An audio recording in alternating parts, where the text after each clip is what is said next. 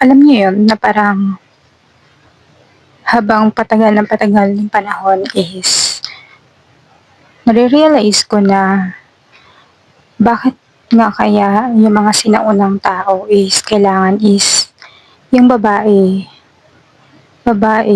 is kailangan nasa loob lang ng bahay or dapat yung babae nag-aasikaso sa bahay at nag-aalaga ng mga bata noong unang panahon. Siguro, hindi lang siguro ito um, napansin or na-realize ng mga tao before. But dahil siguro is tiningnan lang nila yung kung ano yung kakayanan or kung ano yung kayang gawin ng isang or ng mga kababaihan. Alam mo yun, yung sinusulong ng mga kababaihan before na kung ano yung kaya ng lalaki is kaya rin gawin ng mga babae. Which is true naman. But um, yung pinakamalalim talaga na dahilan kaya siguro is yung mga kababaihan is dapat nasa bahay lang is katulad na lang ng mga nangyayari sa paligid natin ngayon, 'di ba? Maraming kabataan na nare-rape ng minsan sariling kadugo or minsan dahil napabayaan ng magulang kung saan-saan pumupunta, 'di ba? Dahil may work yung parents, 'di ba? Although hindi naman natin ma-blame or isisi sa kanila lahat kasi yun na nga yung generation natin ngayon na kailangan is lalo na sa dinami-dami na mga gastusin natin is kailangan talaga is dalawa na yung nagwo-work.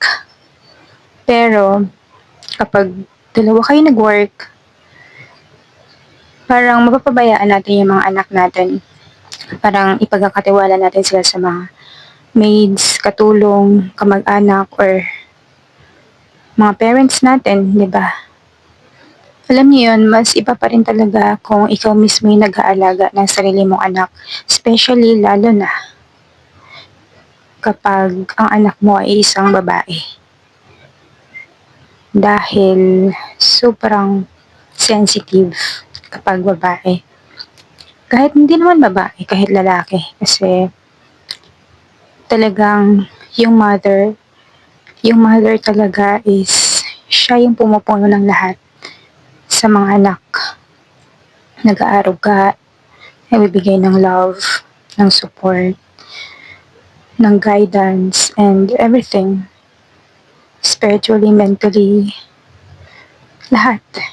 Kaya niyang ibigay. Ayun ang nagagawa ng isang nanay. But kapag nasa labas siya ng bahay, hindi niya magagawa lahat yun. Although meron siyang maibibigay na time kasi maiintindihan naman natin sa panahon ngayon na yun nga, dalawa na sila nag-work. But nakakalungkot lang isipin na nang dahil sa ganun is mapapabayaan natin yung mga anak natin kung ninyo pala kasi wala pa akong anak. Yun, or in the future. Kaya mas maganda talaga na bago tayo mag-anak is dapat isipin natin kung kaya ba nating panindigan yung pagkakaroon natin ng anak or baka mapabayaan lang natin. Kasi the more na may pinapanganak, the more din nadagdagan yung pollution. Alam mo yon yung pagiging mahirap natin, lalo na kung mahirap din yung pinanggalingan natin. And yun, nagkukos din yun ng bigat sa, kunyari ako, kunyari nagkaanak ako, nanay ako at meron akong pinagdadaanan.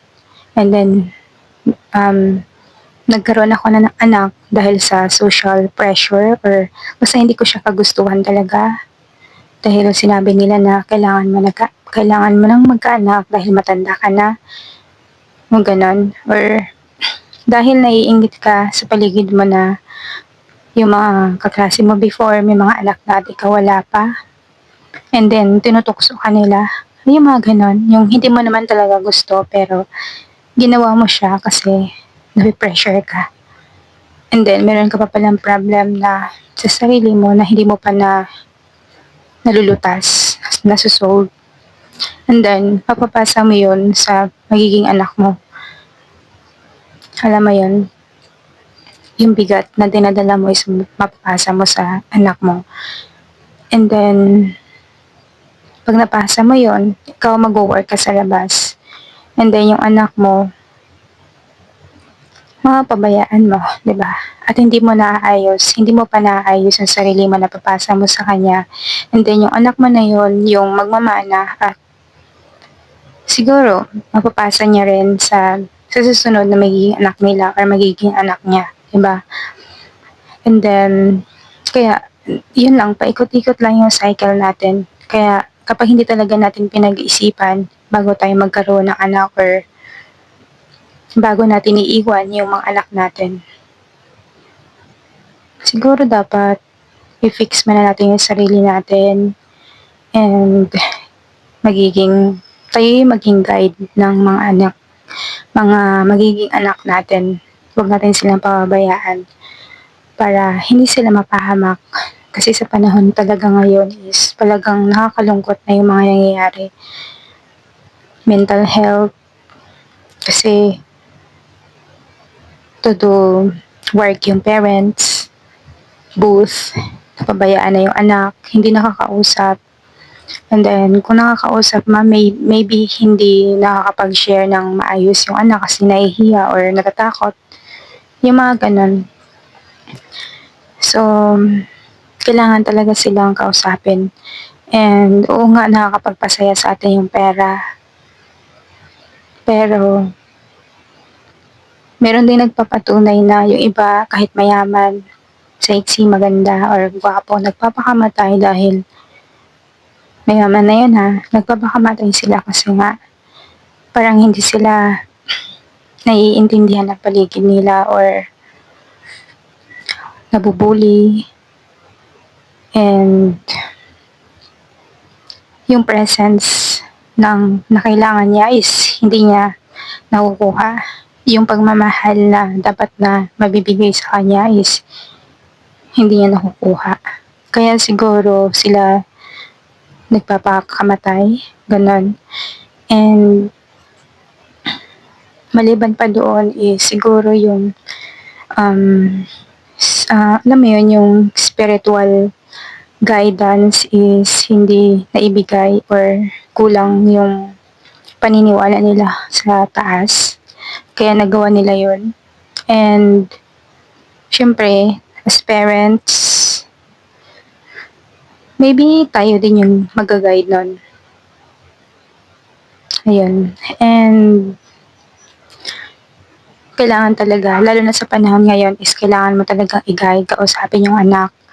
I-guide mo siya mentally, emotionally, kausapin mo siya, kaibiganin mo yung magiging anak mo. Kasi mahirap na sa panahon talaga ngayon. At huwag mo siyang ipagkakatiwala sa kahit kanino, especially sa mga babae na anak ninyo. Kahit na kamag-anak, kapatid, kapitbahay, wag na wag kasi based na rin sa mga naririnig, napapanood natin na balita, di ba? Ang pangit. So, kailangan talaga tayo mismo, parents, or sa future parents, dapat is ikaw mismo yung mag-alaga ng anak mo.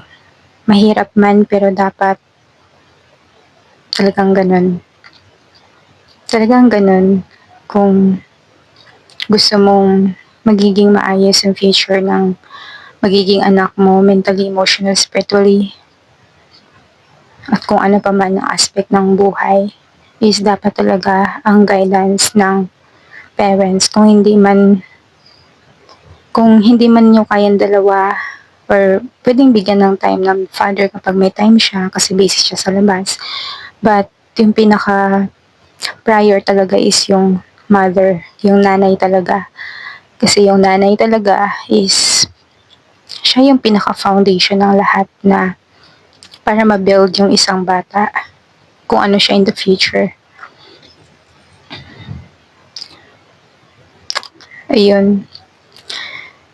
Ayun, basta gusto ko lang siya i-share yung ganito kasi napapaisip talaga ako na ano ba yung root cause ng maraming na abuse, especially mga babae or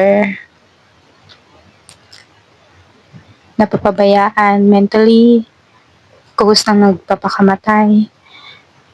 Kasi yun nga naisip ko din baka yung nanay nila is or yung tatay nila is hindi pa full, hindi pa siya buo yung sarili niya bago siya pumasok sa isang sitwasyon na magkaroon ng isang anak. And then yung anak na yun is pabayaan niya because of work or busy schedule. Hindi niya na nakakausap, hindi niya nababantayan.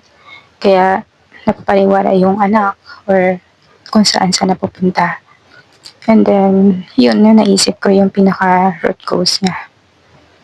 Kaya mas maganda talaga na yung babae or na mas naiintindihan ko na ngayon kung bakit ba yung mga kababaihan is dapat nasa loob ng bahay and yung lalaki dapat yung nag-work sa labas. Although kaya ng babae na mag-work, pero kapag may anak talaga is mas maganda na ikaw as nanay, mother, mommy, or kung ano man tawag dyan, ikaw mismo mag-alaga sa anak mo. And for those naman na hindi talaga kaya na mag-isa ang nag-work, siguro i-face na lang yung consequence and as much as possible, kausapin yung mga anak, bigyan na sila ng time. And I think that's all for today's video. By the way, I'm Isa and thank you for watching. Please like and subscribe. Bye!